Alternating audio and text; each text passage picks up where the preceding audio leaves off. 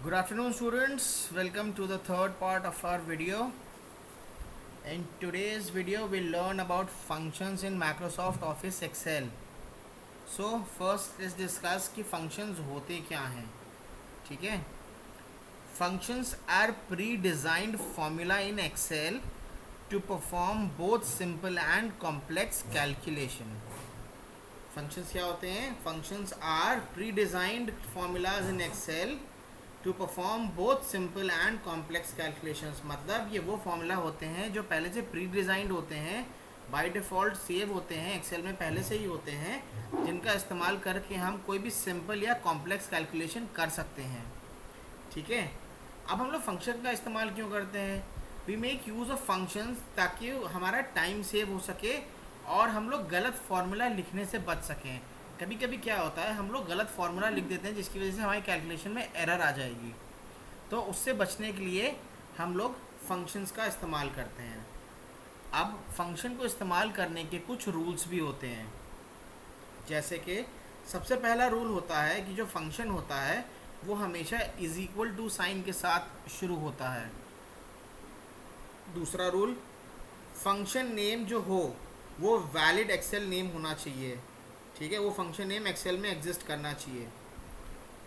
तीसरा, जो function name है वो हमेशा उसके इज इक्वल टू के बाद जो फंक्शन नेम आएगा वो उसके बाद एक पैरेंथेसिस ओपन करनी है और पैरेंथेसिस क्लोज करनी है.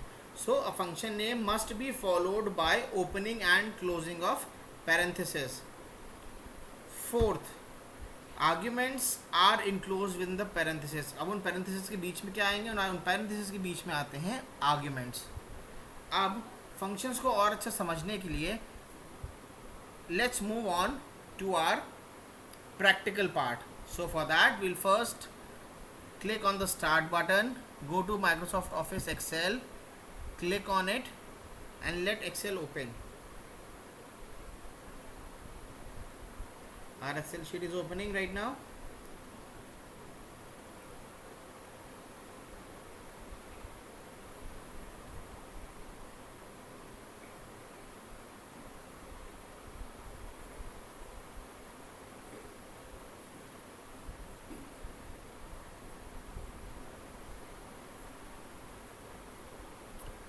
Maximize it.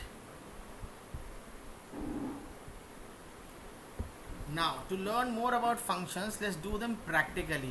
चलो प्रैक्टिकली करते हैं. कुछ एक कॉलम लेते हैं और यहाँ पे अपनी मर्जी से जो भी आता है वो नंबर डालते चलते हैं. पहले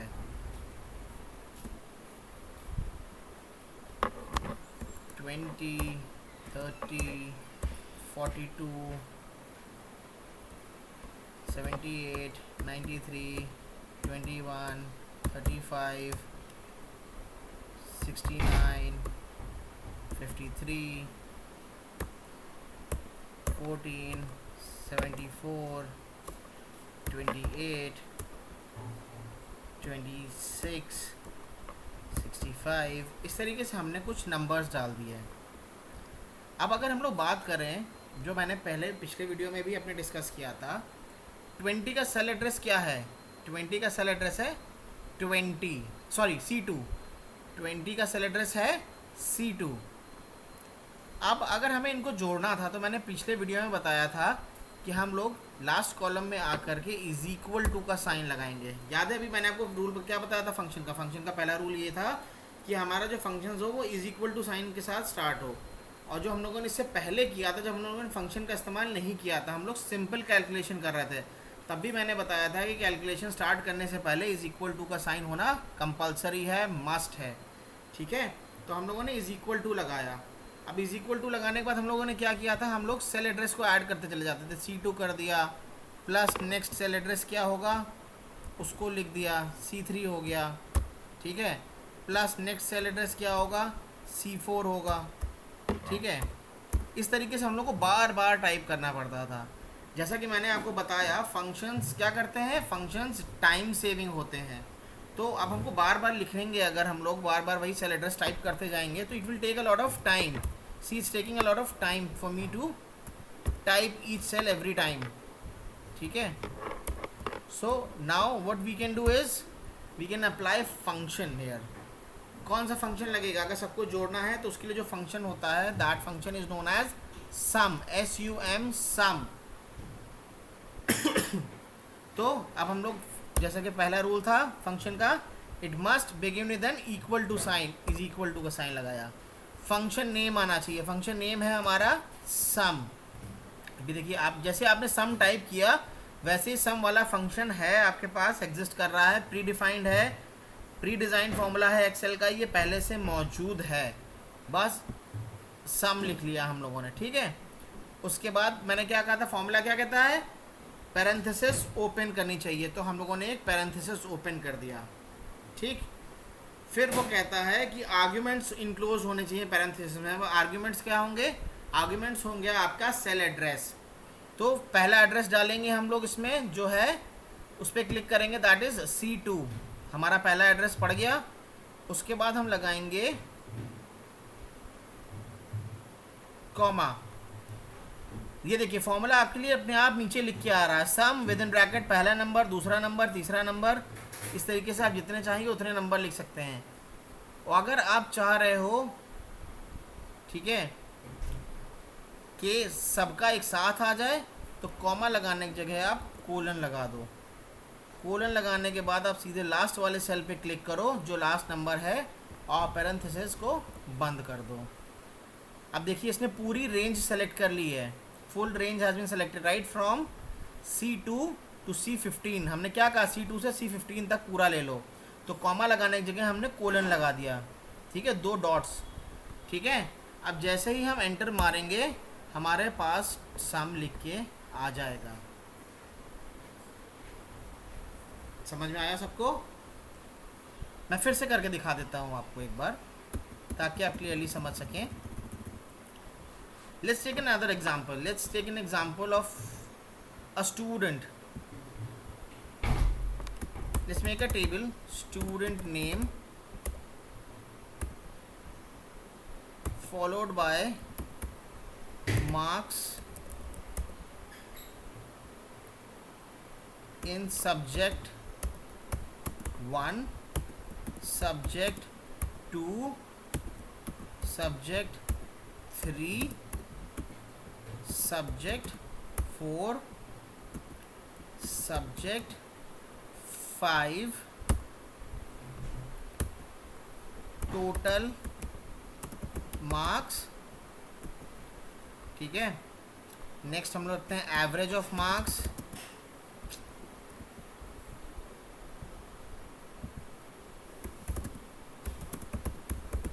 नेक्स्ट रखते हैं हम लोग कि कौन से सबसे ज़्यादा मार्क्स हैं, किस सब्जेक्ट में सबसे ज़्यादा मार्क्स हैं. तो maximum marks in a subject. ठीक. इस तरीके से हम लोगों ने बना लिया.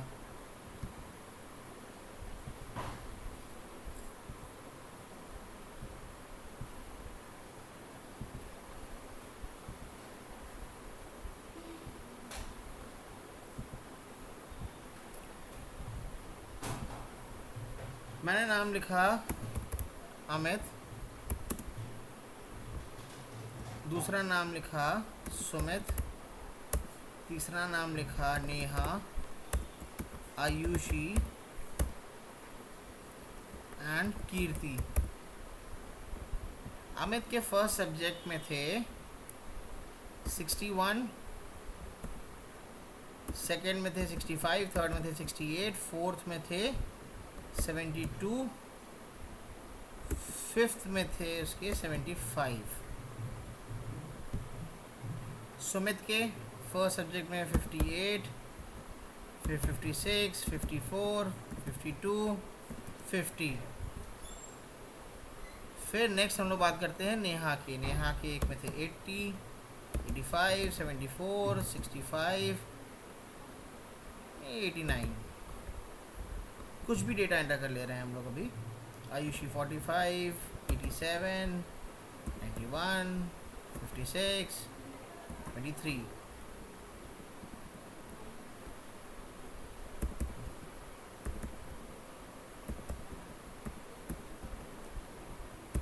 90। अब टोटल मार्क्स, ठीक है, टोटल कितना हुआ इनके मार्क्स का, तो क्या करेंगे, फॉर्मूला लगाएंगे। कौन सा formula, sum is equal to SUM sum, bracket open, first column पे क्लिक किया and then will click on a colon, और हमने कने लास्ट कॉलम पे क्लिक किया। अब देखिए पूरी रेंज सेलेक्ट हो गई है, ठीक है, रेंज सेलेक्ट हो गई। जैसे ही एंटर मारेंगे फॉर्मूला अप्लाई हो गया। फिर इस तरह फॉर्मूला लगाना है तो is equal to sum within bracket, फिर फर्स्ट कॉलम पे क्लिक किया, कोलन लगाया और लास्ट कॉलम पे क्लिक किया। पूरी रेंज सेलेक्ट हो गई हमारी, एंटर।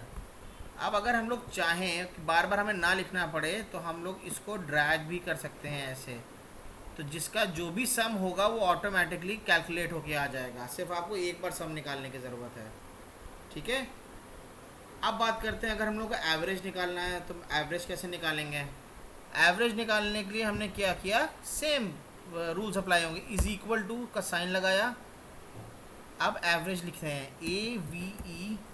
अब देखिए एवरेज अपने आप लिख के आ गया, क्यों, क्योंकि प्री डिफाइंड फंक्शन है ये, पहले से ही अवेलेबल है ये। तो will click on average, average automatically select हो गया। अब एवरेज आपको कौन से नंबर का चाहिए, मुझे हर नंबर का एवरेज चाहिए, लेकिन 341 का एवरेज तो नहीं चाहिए मुझे, सिर्फ टोटल नंबर ऑफ मार्क्स कहाँ कौन से, सब्जेक्ट 1 से लेके सब्जेक्ट 5 के बीच में चाहिए मुझे। तो मैंने सब्जेक्ट 1 पे क्लिक किया, कोलन लगाया और आखिरी सेलेक्टर्स कौन सा डाला, सब्जेक्ट 5 का, और हमने पैरेंथेसिस को क्लोज कर दिया। जैसे ही एंटर किया हमारे पास मार्क्स का एवरेज आ गया। See this is the average marks.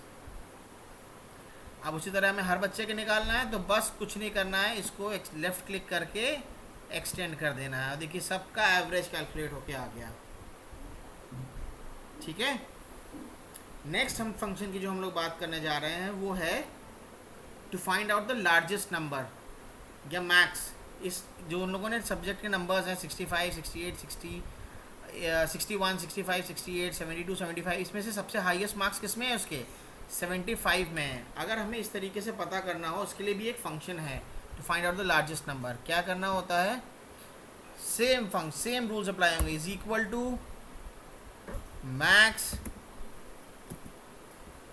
Bracket open, parenthesis open, first जिस सेल का चाहिए वो सेल डाला, कोलन फॉलोड बाय जिस सेल तक चाहिए वो सेल, पैरेंथेसिस क्लोज्ड, एंटर मारा। हाईएस्ट मार्क्स क्या है इसमें, 75। देखिए 75 आ गया यहाँ पे ऑटोमेटिकली, ठीक है, फॉर्मूला लगाने के बाद। अब अगर हम इसको एक्सटेंड कर दें तो हमें हर बच्चे का किस सब्जेक्ट में हाईएस्ट मार्क्स है वो पता लग जाएगा। सुमित का हाईएस्ट मार्क्स है 58, क्या सही है, जी हाँ बिल्कुल ठीक है। ये देखिए 58 सुमित के हाईएस्ट हैं। नेहा के हाईएस्ट हैं 89, नेहा के हाईएस्ट 89 है, यस सी, नेहा के हाईएस्ट 89 है। आयुषी का हाईएस्ट है 91, क्या 91 आयुषी का हाईएस्ट है, यस आयुषी का हाईएस्ट 91 है। कीर्ति के हाईएस्ट है 96, क्या 96 हाईएस्ट है कीर्ति के, यस कीर्ति का हाईएस्ट 96 है। इट मीन्स कि हमारा फॉर्मूला सही से लग चुका है, ठीक है। तो इस क्लास में आज हम लोगों ने 3 फंक्शंस की बात करी, सम, एवरेज और मैक्स की। आने वाली क्लास में हम लोग और फंक्शंस डिस्कस करेंगे और फिर हम लोग डेटा पे वर्क करेंगे एक्सेल शीट की, ठीक है guys. Thank you for joining this class, have a great day. I'll be sending my next video very soon. Till then, please keep revising and please keep learning.